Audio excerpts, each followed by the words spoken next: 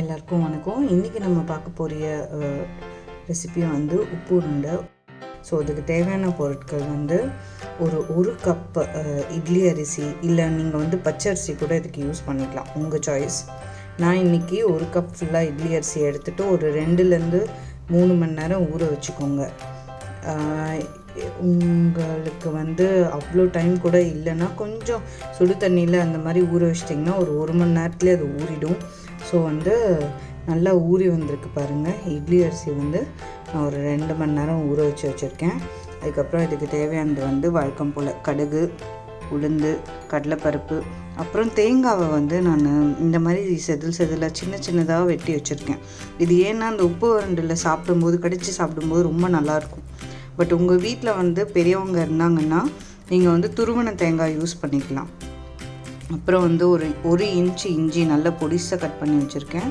அப்புறம் ஒரு 4-5 பச்சை மிளகாய் கட் பண்ணி வச்சுருக்கேன்.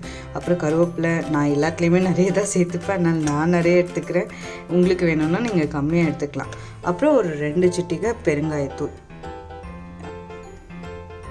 ஸோ இதுக்கு வந்து இப்போ நம்ம வந்து உப்பு உருண்டைக்கு வந்து இந்த அரிசியை வந்து கொஞ்சம் குறைன்னு அரைச்சி வச்சுக்கணும். சும்மா ஒரு 5-10 செகண்ட் நீங்கள் மிக்சியில் போட்டாவே இது நல்ல குறைன்னு இருக்கும். அண்ட் இப்போ வந்து நான் முங்கின அளவுக்கு தான் நான் தண்ணி வச்சுருக்கேன். நான் இந்த மொத்த தண்ணியும் யூஸ் பண்ணி தான் நான் அரைக்க போகிறேன். அது வந்து கட்டியாக அரைக்கணும், தண்ணி கம்மியாக யூஸ் பண்ணலாம் இல்லவே இல்லை. நீங்கள் எவ்வளோ தண்ணி ஊற வைக்கிறீங்களோ அவ்வளோ தண்ணி போட்டே நீங்கள் வந்து அரைங்க. மாவு கொஞ்சம் தண்ணியாக தான் இருக்கணும். ஸோ நான் அரைச்சி காட்டேன். இப்போ பாருங்கள், நான் மாவு அரைச்சி எடுத்துட்டேன். இது பாருங்கள் எப்படி குறைன்னு இருக்குன்னு. ஸோ இந்த பதத்தில் வந்து தண்ணியாகவே இருக்கட்டும் மாவு.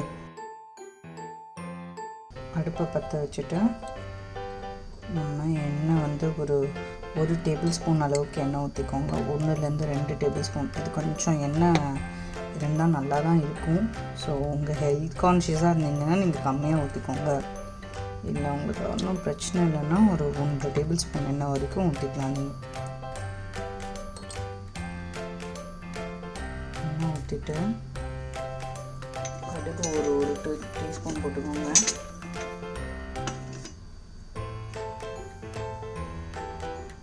கடுகு ஒரு டீஸ்பூன்.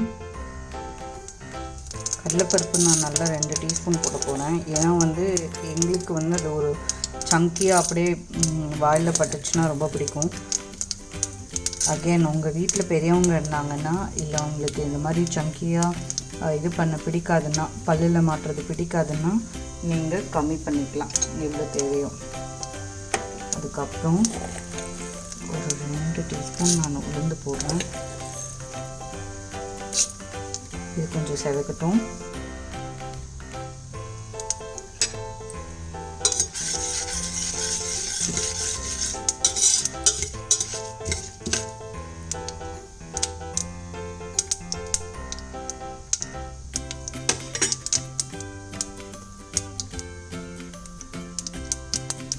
இப்போ இது லைட்டாக செவந்துடுச்சு இல்லைங்களா? இப்போ வந்து நம்ம வந்து இஞ்சியும் பச்சை மிளகாயும் போட்டு வதக்கிடலாம்.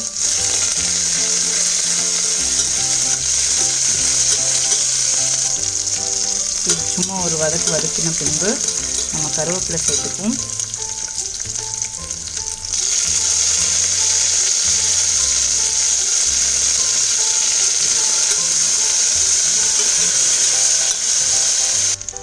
அதுக்கப்புறம் நான் சும்மா ஒரு சிட்டிகை பெருங்காயத்தூள் போடுறேன். பெருங்காயத்தூள் போட்டு வதக்கின பின்பு நம்ம தேங்காய் சேர்த்துக்கலாம்.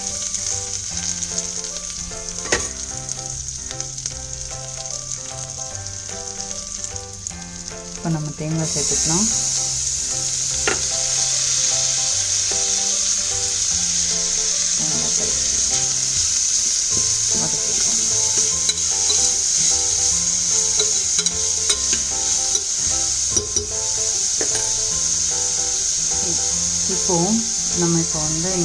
இப்போ நம்ம இந்த மாவு அரைச்சி வச்சுருக்கோம் இல்லைங்களா, இதில் நான் உப்பு சேர்த்துக்க போகிறேன்.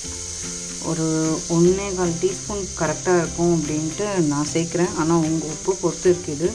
சேர்த்துட்டு நல்லா கொஞ்சம் அப்படி சேர்த்துக்கோங்க. நம்ம அதில் போட போகிறதில்ல உப்பு, இந்த மாவுலேயே போட்டு தான் நம்ம வந்து கரைச்சி இப்போ இந்த மாவை தூக்கி தான் அதில் ஊற்ற போகிறோம்.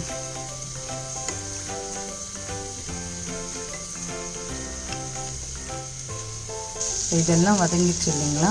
இப்போ நம்ம வந்து இந்த மாவை ஊற்றிடலாம்.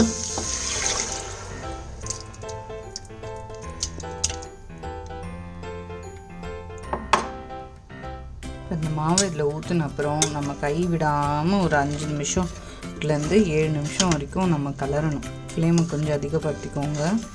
இந்த தண்ணி வற்றி இது கொஞ்சம் அப்படியே இறுகுன மாதிரி ஆகும். அது வரைக்கும் நம்ம கலரிட்டே இருக்கணும். அதை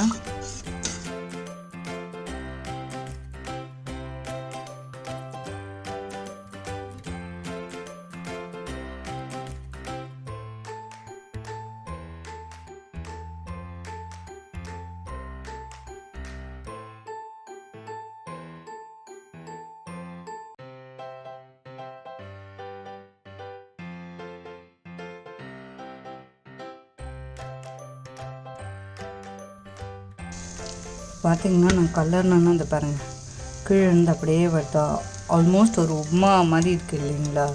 இந்த ஸ்டேஜில் நீங்கள் ஆஃப் பண்ணிவிடுங்க. அடுப்பு ஆஃப் பண்ணிவிட்டு இது ஒரு 10 நிமிஷம் ஆறட்டும்னு வெயிட் பண்ணுங்கள். அதுக்கப்புறம் நம்ம உப்பு உருண்டைகளை பிடிக்கலாம். வந்து நான் இந்த இட்லி பாத்திரத்தில் ஆயில் தடவி வச்சுருக்கேன். இல்லை உங்களுக்கு வந்து இந்த ஆயிலும் அவாய்ட் பண்ணணும்னு நினச்சிங்கன்னா உங்கள் வீட்டில் வந்து வாழையில் இருந்துச்சுன்னா வாழையில் கூட போட்டு வச்சுக்கோங்க கீழே. அது மேலே நீங்கள் உருண்டை பிடிச்சி வச்சுக்கலாம். ஃப்ளேவர் ரொம்ப நல்லாயிருக்கும்.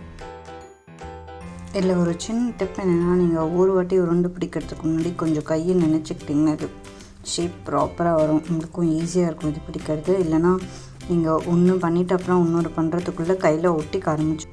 அவ்வளோதான். இப்போ நம்ம வந்து பிடிச்சி வச்சாச்சு. உருண்டைகளை எடுத்து நம்ம வந்து இட்லி பானைக்குள்ளே வச்சிடலாம். இது வந்து ஒரு 10லேருந்து 15 நிமிஷம் வெந்துச்சுன்னா ரொம்ப ரெடி ஆகிடும். ஸோ நம்ம வந்து இப்போ மூடி வச்சிடலாம். ஓகே, இப்போ ஒரு சூப்பரான ஈஸியான உப்பு உருண்டை ரெடி ஆகிடுச்சு.